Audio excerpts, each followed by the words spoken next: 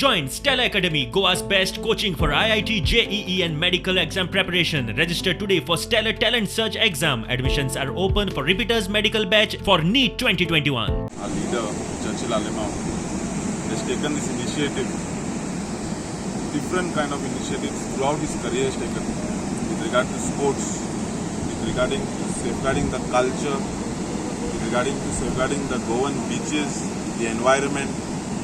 Whichever issue has come which has threatened Goa and Goans, IMLA has been the first person among the 40 MLAs to take this forward.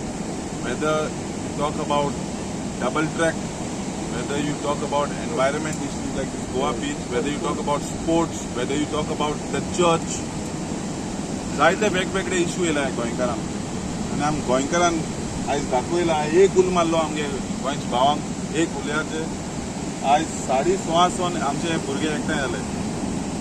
During the pandemic, to gather such boys, youth, it's a very positive feeling that the youth is so much worried about what's happening with regard to Goa, regarding what's happening with their environment.